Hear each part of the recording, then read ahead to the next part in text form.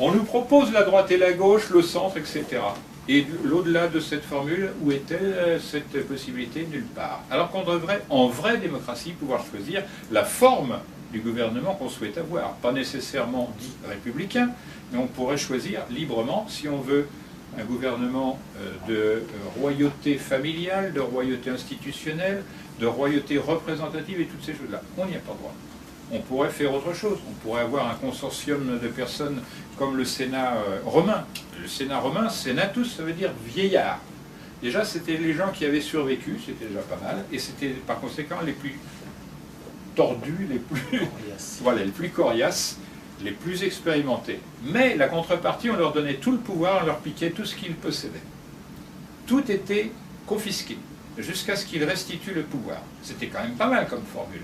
Ce qui fait que la seule chose qui était assurée chez les Romains, c'était la maintenance au même niveau que l'ensemble. C'est comme si on disait, ben, en francs constants, on t'a pris tes 400 000 euros, voilà, on te rendra l'équivalent de 400 000 euros à l'époque convenue, avec le même pouvoir d'achat. C'est tout.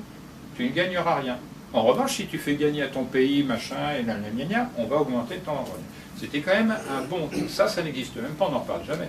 On dit, oui, on va montrer les revenus de machin et tout ça c'est de la fantaisie. On ne montre aucun revenu. Sinon, si on montrait les revenus, je peux vous dire que vous seriez étonné. Toi, tu dois le savoir. Jean-Luc Mélenchon, tu connais ses revenus? Non. Ah, ben voilà, tu devrais. Tu devrais savoir qu'il est à la fois d'origine étrangère, qu'il est en même temps franc-maçon, et toutes ces choses-là, je pense que tu es au moins un petit peu au courant. Bon, voilà. Ben, va chercher la source de ses revenus, là où il place, etc. T'en sauras un peu plus sur la manière dont il pense les choses. Grosso modo, les pauvres doivent enrichir les riches. C'est normal, puisqu'il n'y a pas d'autre... Ça, c'est le principe de Carnot. Inversé. Bon. Alors, recontinuons un petit peu dans ce domaine politique. On dirait, tiens, comme en Bolivie, c'est la vraie démocratie. Il y a un type qui est élu, il fait des cochonneries qui entraînent la vie des mineurs. Ben, il est pendu, le mec. Ce qui fait qu'en 60 ans, il y avait eu 48 pendaisons de président de la République en Bolivie. Gros rendement. Ça, c'est le changement. Ça swing. Yes, we can.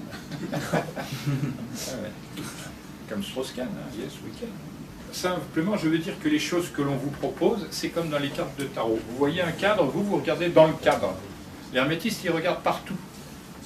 Parce qu'il se dit, tiens, l'art, c'est la... Qu'est-ce que c'est l'art? La définition de l'artiste peintre, qu'est-ce que c'est? C'est de mettre le sentiment de l'éternité, de l'universalité, de la dimension, etc., dans un truc fermé. C'est-à-dire mettre un truc qu'on ne peut pas enfermer dans un truc fermé. Ce sentiment de liberté qui est...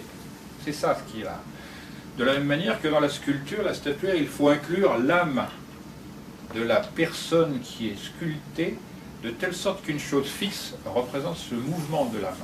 C'est pas donné au premier venu. Hein.